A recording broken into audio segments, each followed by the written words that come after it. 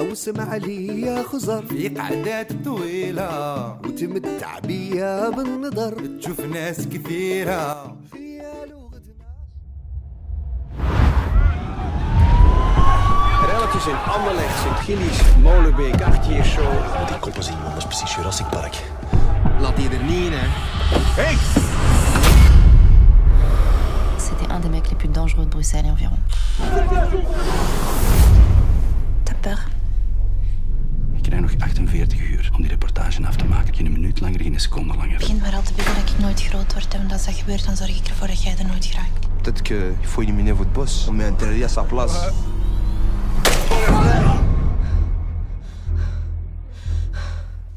Boom! Ik sta op de top van de berg. Ik kan u helpen erop te klimmen. Of ik kan u hier afduwen.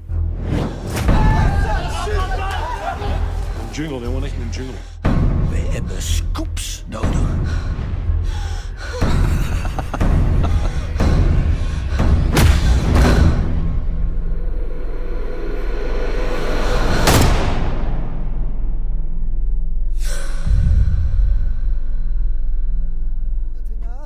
J'ai choisi le film tout d'abord parce que je l'avais déjà vu et j'étais vraiment émotionnée, touchée, impressionnée aussi par un résultat extraordinaire de deux jeunes réalisateurs. C'est quand même quelque chose d'avoir fait ça. Je l'ai fait aussi.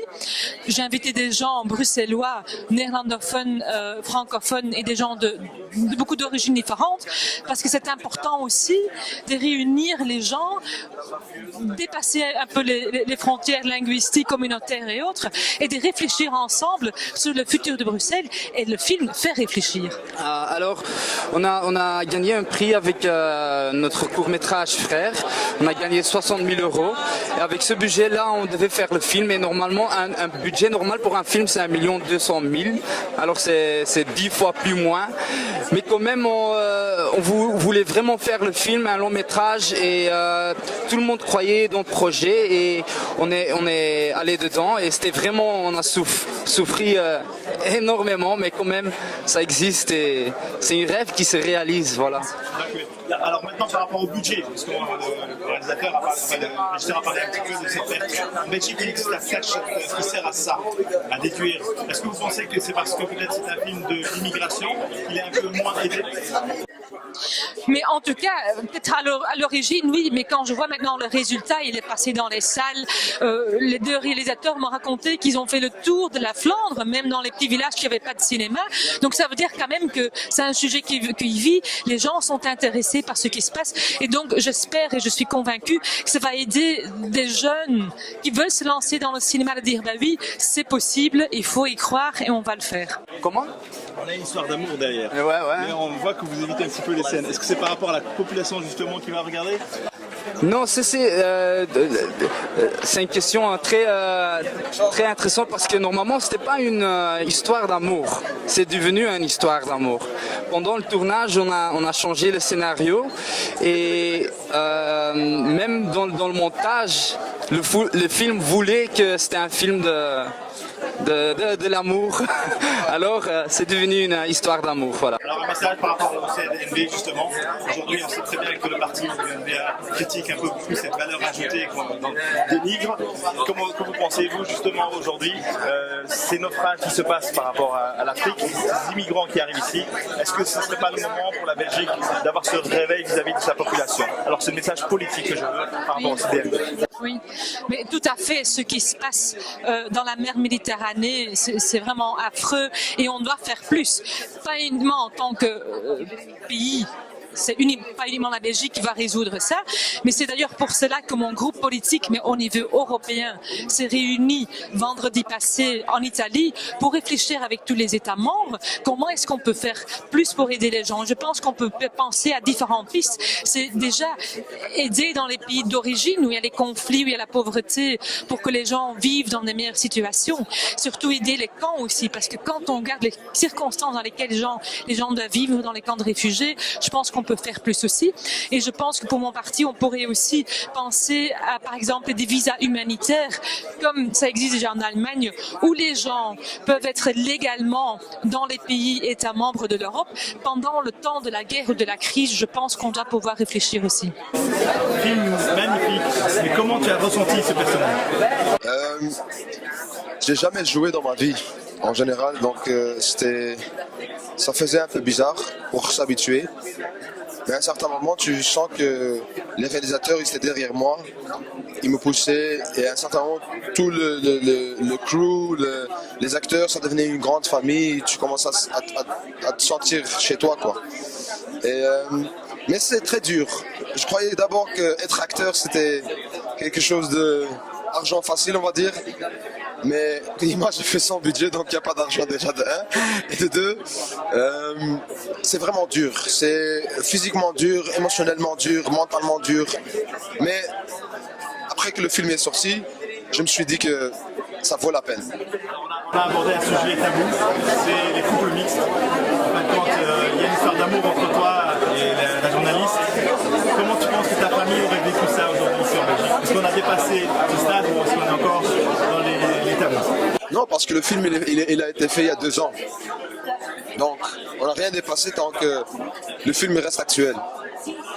Il y a 2 ans qu'il a été fait et aujourd'hui il est le plus actuel. Donc, tu parles des couples mixtes, justement. Ben ouais, je parle de ça aussi, je parle de l'image. Ça donne à l'image. Culturellement, l'image c'est très important. C'est que pour nos parents, on va dire. Chaque fois que tu fais quelque chose, tu changes d'habit, tu fais un nouveau style. Ah oui, les gens tu vois, donc tu te dis, c'est quelque chose de culturel, c'est quelque chose que tu as vécu avec. Mais je crois qu'il y a des parents qui sont ouverts envers le sujet. Il y a des parents qui sont encore un peu enfermés envers le sujet. C'est quelque chose de, ouais, chaque individu a son opinion dessus. Donc honnêtement, je pourrais pas le dire. Je pourrais pas vraiment dire que maintenant c'est mieux. Je suis néerlandophone, je suis pas très, mon français est pas très bien, mais je suis du côté d'Igem, Vilvoorde, Schaerbeek. Je viens de là, et bien j'ai quand même un peu d'affinité avec Schaerbeek et Molenbeek parce qu'il y a ma famille qui habite ici aussi. Alors quand j'étais jeune, je venais toujours ici dans les quartiers. Et mon père venait toujours chercher la viande ici, tu vois. Et alors je connais un peu le monde ici. J'ai aussi travaillé ici pour 6-7 ans à Ribeaucourt. Alors le truc est que voilà, notre job c'est de réaliser des films. On est des réalisateurs. Et faire un film, c'est le premier objectif qu'on voudrait faire. Et le truc est que pour nous, le personnage de Lahbib était super intéressant de prendre. Si on prend un personnage qui fait un boulot normal, comment on va faire un film de ça? Et le truc est que voilà, Lahbib est un personnage, il n'est pas noir, il n'est pas blanc, son image n'est pas vraiment claire. Et pour nous, ça c'était intéressant parce que lui, il a pris il a pris des choix dans sa vie qu'il devait prendre. Il n'a pas le choix d'être un avocat ou quoi. Il a pas eu cette occasion-là et il est forcé de faire des trucs mal pour un cause bien. Et ça, c'est un truc qui était vraiment intéressant pour un personnage de film. Et de nuancer l'image, parce que normalement un personnage comme Lahbib, il vient dans les journaux comme dans une phrase. Lahbib F a fait un braquage là ou c'est une phrase. Et nous, c'était plus intéressant de prendre un personnage comme Lahbib et de montrer sa vie et comment lui il est, et de montrer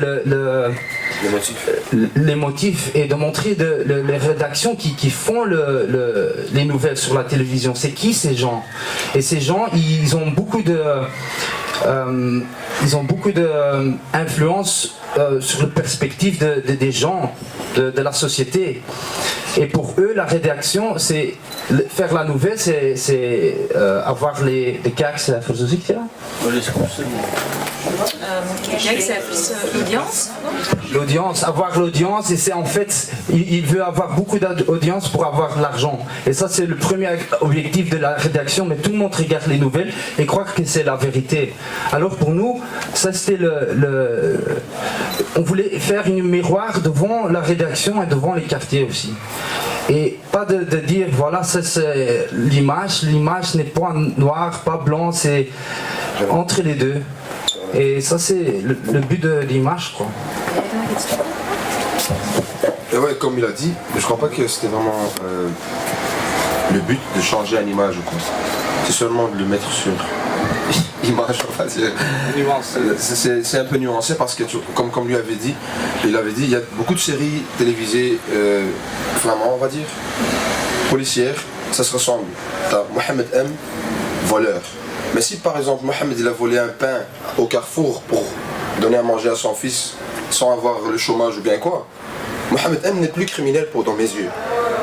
Mohamed M il a fait quelque chose sans avoir le choix de le faire, parce que son fils il a faim. Même dans le Coran, c'est écrit que parfois tu es obligé de te mettre dans une situation où tu n'as pas de droit, mais tu sais ce qu'il y a après, tu sais pourquoi tu le fais, tu sais tes raisons. Et c'est pour ça que j'aime bien Al-Habib, parce que c'est un type, au premier image, au début, quand j'ai vu le film au début, je l'aimais pas. Je me suis dit, ah ça c'est moi. Non, je l'aimais pas. Mais à un certain moment, tu vois que c'est pas c'est pas une tête brune avec un nom qui fait des mauvais trucs. C'est comme dans les quartiers, tu vois, les gens ils ont mis des redskins et tout, mais ça veut pas nécessairement dire que c'est des criminels. Il y a un coin avec 10 jeunes, il y a peut-être 2 jeunes qui ont fait leur master de je sais pas quoi, et les autres, et ils ont pas réussi dans leur travail, et les autres qu'est-ce qu'ils vont dire? Ils vont dire non, c'est vrai, mais il faut aussi savoir qu'il y a que 1h30 à raconter une histoire, et c'est un fragment de la vie, c'est un petit fragment, parce que Bruxelles c'est vraiment énorme quoi. Quand vous voyez ça dans cette salle là, c'est vraiment, il y a une diversité de dingue, donc il n'y a pas moyen de mettre ça en 1 minute et demie, de montrer la diversité. Par contre tu vois que L'Habib peut-être il a fait des trucs criminels, mais il y a aussi une policière marocaine qui fait en sorte que ok, il y a un positif, il y a un négatif. Et je trouve que avec les moyens qu'il y avait, avec le truc qu'on a fait, alhamdoulilah, je vais pas te mentir, je suis vraiment content, alhamdoulilah. Pour tous mes frères et sœurs de Beurre TV, love and peace. Beurre TV.